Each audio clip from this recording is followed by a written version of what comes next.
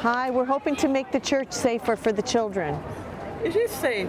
Unfortunately, it's not. any home in the land. I'm sorry. One priest and you're out in the town about it. It happens. Why? Because the Catholic Church. Well, we're hoping. Go down to the Muslim place. I wasn't abused in the Muslim place. I was raped by a priest when I was a little girl. Even if you were, they wouldn't dare go down there. Are you Catholic? Yeah. I think when history looks back on because we have spoken up, do you know they removed the predators and our church is safer. The church is safer because we've been speaking up. But when the predators are still in ministry, it's not safe. No, they're not. I mean, they're doing things, but years and years ago. Okay, sorry. Well, I hope you're right. It's the media and all the likes of you that's keeping this going. And why now, when the Pope is coming, it's not his fault. It happened years and years ago before he... Well, we think he could do more to make things better. Good morning. Good morning. Good morning. We're asking for your help to keep the children safe in the church. Hi, we're asking for your help to keep the children safe. I'm glad you said that because 3 of my brothers were I'm so sorry. Oh, I'm so sorry. And the Christian brothers were trusted. My mother trusted them because she wasn't. Of course. Destroyed their lives. Oh, I'm so Became sorry. alcoholics. And I go to church because I believe in God. Yeah. Not because I believe in the priest. And I'm very angry that this Pope is come and bless him because I'll tell you why. He swept it under the carpet and he knew it all along. It's so true. Well, I'm so sorry for all you've had to suffer. You're very strong and Dead now. oh, I'm so sorry. I'd It like to shouldn't get have that on happened. film to let people see you can't trust them. My name is Barbara Blaine, B-L-A-I-N-E, and I'm president and founder of SNAP, Survivors Network of Those Abused by Priests. Barbara is taking part in an event organised by another group, Minister and Clergy Sexual Abuse Survivors. They hold a press conference. There's no doubt about it that this week is going to be an unprecedented week for survivors of clergy abuse. We will watch as the Pontiff travels through the country and is afforded the accolades and the dignity of a head of state. On June 11th, the Pope promised to do everything possible. And yet we don't see where he has made the change and where he is doing anything concrete. Anyone who has sexually abused a child should be immediately removed from ministry, regardless of where the abuse took place and where they are today. So we asked the Pope to establish a worldwide database with the names of the predators. Well, do you want to tell the reporters? Yes, I okay, do. well, come and tell them. Come on over and tell them. This woman's 3 brothers were abused by the Christian brother in Ireland, right? Yeah. Tell them about what happened. My mother wasn't well, so the 3 of them had to go into care. And one of them was raped when he was only 6 years old. The 3 are dead now. They have terrible lives. They're trying to forget what happened to them. And what happened to the people that did this to you? Nothing. They were sent all over the world. And one of my brothers had a conversation. What good was the money? His life was destroyed. Their marriages broke up. Horrible. I like Pope John. I went to see him. He was a lovely man, bless him. When I heard that this Pope, Benedict, swept it under the carpet. Oh, Barbara, how do you feel when you meet somebody like that, a lady like that? Well, it's really heartbreaking to hear the stories of how her brothers suffered and the impact it's had on her and her whole family. And unfortunately, there's so many who have stories like that. And it's really sad. It makes me feel sad. It rings true. It touches my own experience as well. This is why you're here. Yeah. We want to reach out to people like her and invite her to be part of our network. So we want her to know she's not alone.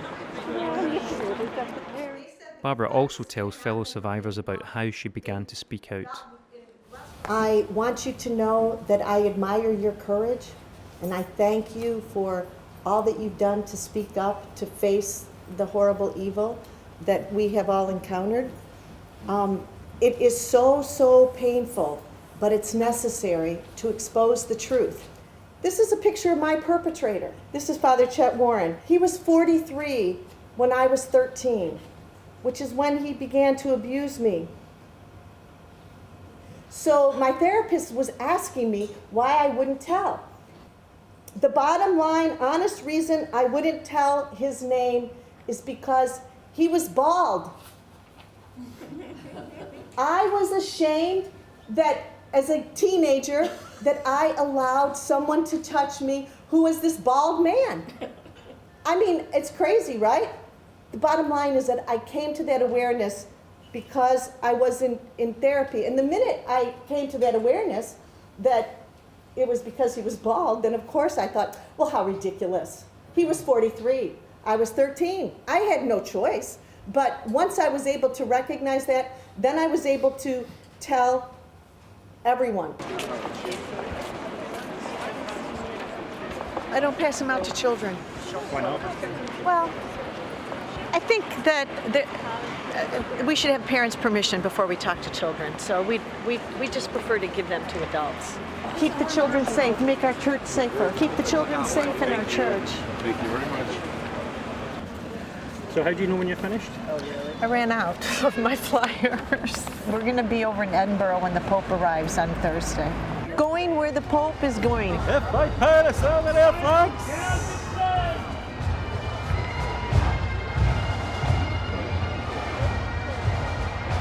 We're standing outside in front of the place where the Pope will pass soon. I don't know if he'll look this way, but those are the photos of victims of abuse by priests. I've never been this close. Do you wish you could actually shout out, because you're only going to be 10 meters away, to actually tell them? I feel as though we have made efforts previously to communicate with the Pope, and if he was sincere about taking action, I believe he would have done so by now. But the pressure by the public and by the media, that's the thing that might make a difference. It's about keeping the children safe in the church.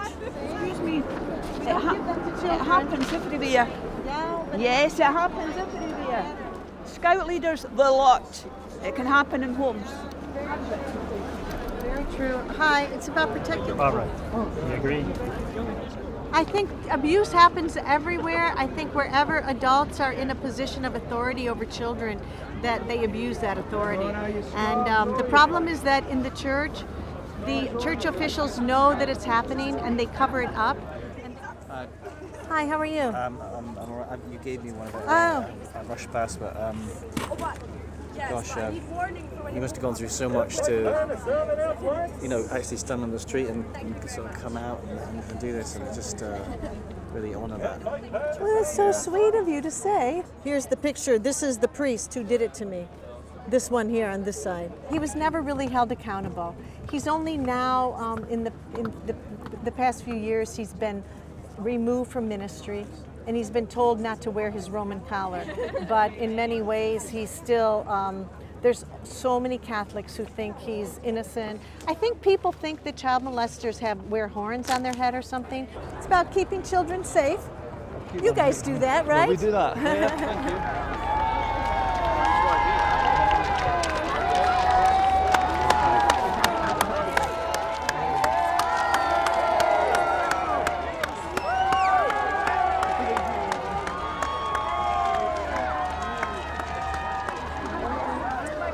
Cardinals now. We can't see them, but they can see us. I don't think that over time that we will be perceived as the enemies of the church like we may be perceived today, because in fact, we're offering a gift to the church by exposing this evil. We're helping to eradicate the evil, and I think that as a result, children will be safer. Our church will be safer. It'll be a better place.